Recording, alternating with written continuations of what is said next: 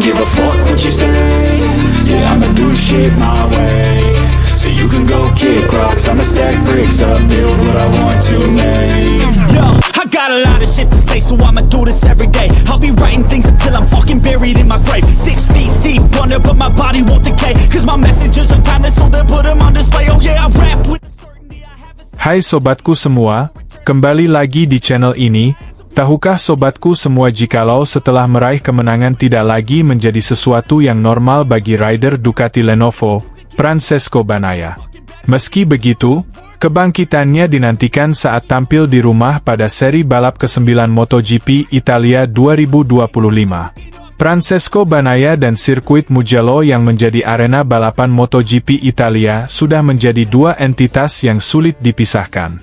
Pasalnya, Nuvola Rossa alias si awan merah punya rekor impresif dengan kemenangan beruntun dari 2022 hingga 2024. Mugello juga menjadi satu dari dua sirkuit di mana Bagnaia selalu mampu menyapu bersih sprint dan balapan sejak lomba ekstra dengan setengah durasi diperkenalkan pada MotoGP 2023. Meski begitu, musim ini menunjukkan bahwa rekor bagus saja tidak cukup.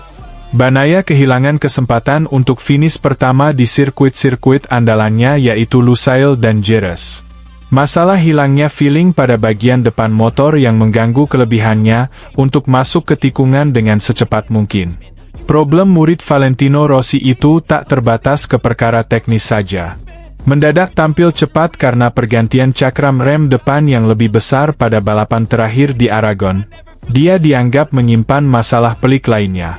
Ada kebangkitan yang bagus dari Bagnaia, mungkin Pecco menyadari sesuatu. Dia membuat Marc Marquez keluar dari kepalanya. Dia memilikinya sejak balapan pertama. Dia seorang yang perfeksionis, dan karena itu, ketika dia harus membuat motornya pas, sampai 100% pas, mereka tidak bergerak. Tetapi Marc, seorang berbakat, yang mengendarai motor di atas masalah-masalahnya, dia tidak peduli tentang hal itu, ungkap Carlo Pernat. Persaingan antara Bagnaia dan Marquez berlangsung di dalam dan di luar lintasan. Bagnaia tidak bisa menjustifikasi kesulitannya saat rekan setim barunya itu mampu mendominasi persaingan sejak tes pramusim. Bagnaia tidak hanya menghadapi tekanan karena kecepatan Marc Marquez di atas motor yang sama tetapi juga Alex Marquez yang terus mengalahkannya dengan motor yang tahun lalu dipakainya. Faktor psikis dalam krisis yang dialami juara dunia MotoGP 2 kali itu sudah menjadi topik hangat sejak awal musim. Bagnaia sendiri terlihat seperti telah melepaskan beban besar setelah tampil cepat pada balapan MotoGP Aragon kendati hanya finish ketiga. Nada-nada frustrasi yang terlihat dari kalimat-kalimatnya tidak lagi terlihat. Lebih banyak ucapan positif meski di satu sisi juga realistis. Bagnaia enggan sesumbar mengincar kemenangan pada MotoGP Italia apalagi berbicara soal persaingan gelar juara. Setidaknya, rider asal Chivasso itu akan menatap akhir pekan di Mugello dengan aura positif. Semoga, dengan mengeluarkan Marc Marquez dari isi kepalanya, Pecco bisa kembali menjadi dirinya sendiri. Saya berharap begitu, karena dia seorang rider juara. Namun, kejuaraan dunia. Kalau tidak ada kesalahan-kesalahan dari Marc, persaingannya akan menjadi dia melawan dirinya sendiri, melawan bayangannya, sambung Pernat. Seri balap MotoGP Italia 2025 akan berlangsung pada akhir pekan ini, 20 hingga 22 Juni 2025, di sirkuit Mugello, Toscana, Italia. Sementara itu sobatku semua, General Manager Yamaha Motor Racing yang baru menggantikan Lin Jarvis, Paolo Pavesio, absen di MotoGP Aragon pekan lalu. Sebuah ketidakhadiran yang cukup mengejutkan dan pasti berkaitan dengan keinginan untuk merahasiakan pengumuman perekrutan Toprak Razgatlioglu yang diresmikan pada Selasa, pekan lalu. Namun, Pavesio berada di Misano akhir pekan ini, di mana kejuaraan World Superbike berlangsung.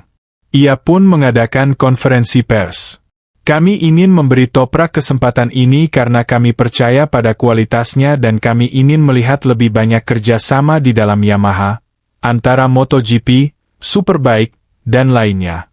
Menurut saya, ia pantas menunjukkan bakatnya, Karena kami telah melihatnya di garasi kami sendiri selama beberapa tahun dan kami tahu kemampuannya, ujar Pavesio. Upaya untuk mempromosikan rider Turki itu ke MotoGP di Yamaha sudah dilakukan sejak beberapa tahun lalu, termasuk tes di Aragon, bersama Cole Crutchlow, yang tidak berjalan sesuai harapan. Tes itu melebihi ekspektasi Toprak dan kami tidak siap, terutama karena dia tidak berada di MotoGP. Meski begitu, kami tetap menjalin hubungan yang baik dari waktu ke waktu, meski ia memutuskan untuk mengendarai motor lain. Namun jauh di lubuk hati, saya tahu bahwa akan ada kesempatan lain, lanjut Pavesio, yang selama bertahun-tahun bertanggung jawab atas Yamaha Eropa dan memiliki hubungan yang panjang dengan Superbike. Untuk saat ini, sang eksekutif tidak ingin terlalu berharap banyak selain memberi rider BMW Motorrad waktu. Jelas, dia harus mengenal MotoGP, paddock, kecepatan kejuaraan, dan beradaptasi dengan motor, serta metode kerjanya. Namun, pada 2027, motornya akan berbeda dan berada di sana pada 2026 akan membuatnya siap. Semua orang di paddock Superbike tahu bahwa hubungan Pavesio dan Toprak bisa dibilang sebagai hubungan pertemanan, dan cepat atau lambat kesepakatan itu akan diselesaikan. Tidak sulit untuk meyakinkan Toprak karena ia melihat komitmen Yamaha untuk MotoGP. Satu-satunya hal yang penting adalah motivasinya, dan kami semua sadar akan risiko dari operasi semacam ini, tapi kami percaya, ujarnya. Menurut pria Italia ini, tidak pernah ada perselisihan dengan agen rider mengenai penempatan di tim pabrikan. Tidak, karena di MotoGP, kami memiliki dua tim pabrikan dengan dukungan yang sama dan dengan para insinyur yang saling berkolaborasi, ia meyakinkan, sambil meredakan isu tentang sponsor Toprak, yang merupakan duta Red Bull, pesaing Yamaha, Monster, dan menghindari kesamaan dengan Marc Marquez, yang harus meninggalkan tim asal Austria itu untuk bergabung dengan Ducati.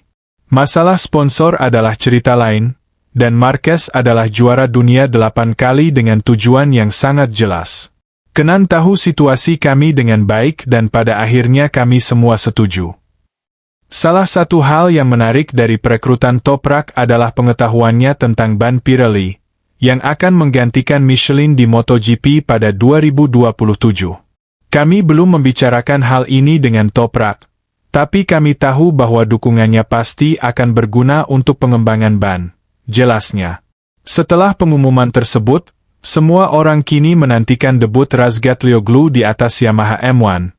Dan Yamaha berharap mendapat restu dari BMW untuk mewujudkannya akhir tahun ini. Toprak bisa saja mencoba MotoGP setelah berakhirnya kejuaraan dunia Superbike.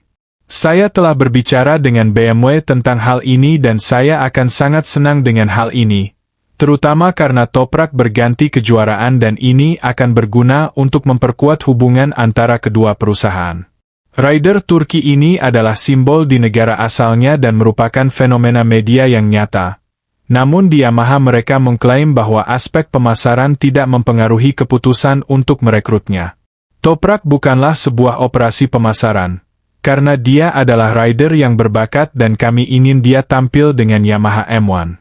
Tentu saja, akan menarik untuk menjangkau pasar baru seperti Turki, tapi tidak hanya masalah komersial, pungkasnya.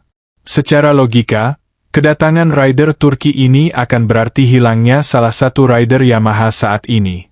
Kami tahu bahwa keputusan Toprak akan memiliki konsekuensi bagi Yamaha dan kami akan melakukan semua evaluasi yang diperlukan untuk membuat keputusan terbaik. Demikian pernyataan resminya. Sebuah keputusan yang pada prinsipnya akan mempengaruhi Jack Miller, yang telah menyelesaikan kontraknya, atau Miguel Oliveira, yang memiliki kesepakatan untuk tahun depan. Sebelum jeda musim panas mereka akan mengetahui namanya, lanjut sang eksekutif, yang melihat bahwa rider Turki itu memiliki kemampuan untuk memberikan dampak. Saya rasa dia tidak perlu mengubah gayanya untuk MotoGP. Saya yakin Toprak memiliki bakat alami, ia bisa beradaptasi dengan M1, dan keindahan dari pilihan ini adalah semua orang ingin melihat Toprak dan kami adalah yang pertama. Pavesio sadar bahwa namanya dikaitkan dengan keberhasilan atau kegagalan operasi, tetapi dia tidak pernah merasa berkewajiban untuk mendapatkan hasil. Tidak ada yang realistis untuk berpikir tentang kemenangan. Yang paling penting adalah pertumbuhannya, dengan tujuan melangkah selangkah demi selangkah dan beradaptasi lebih cepat dan lebih cepat dengan M1. Ia tidak boleh terburu-buru, itu fundamental. Ia mencoba menyampaikan kesabaran kepada para penggemar. Di sisi lain, Luca Marini masih harus menepi dari lintasan. Tempatnya di tim pabrikan Honda pun akan diisi oleh Takaaki Nakagami untuk MotoGP Italia pekan depan. Marini sejauh ini masih belum pulih dari cedera serius yang dialaminya pada akhir Mei lalu, dalam sebuah tes untuk ajang Suzuka 8 Hours di Jepang. Honda HRC Castrol, timnya, memilih untuk menurunkan satu rider saja di Aragon pada pekan lalu. Tapi pabrikan asal Jepang itu harus menurunkan pengganti buat Marini dalam seri berikutnya di Mugello. Sehubungan dengan hal itu, Autosport menyebut bahwa Honda sudah menunjuk Takaaki Nakagami akan turun di MotoGP Italia 2025 menggantikan Luca Marini. Takaaki Nakagami pensiun sebagai rider aktif untuk memulai karir barunya sebagai rider uji bagi HRC. Dalam karirnya Nakagami belum pernah membalap untuk tim pabrikan Honda, dengan rutin membela tim LCR Honda. Namun, rider 33 tahun tersebut sudah pernah tampil satu kali pada musim ini. Hal itu terjadi pada MotoGP Prancis di Le Mans pada pertengahan bulan Mei lalu. Takaaki Nakagami tampil di Le Mans sebagai rider wildcard untuk Honda HRC Test Team. Saat itu rider yang berusia 33 tahun tersebut mampu finish ke-6 dalam balapan flag to flag. Pabrikan Honda sendiri masih belum memperlihatkan performa apik di MotoGP 2025 sejauh ini. Marini masih terpaku di posisi ke-13 klasemen dengan 38 poin, sedangkan Joan Mir, rekannya, tercecer di peringkat ke-18 dengan 27 poin.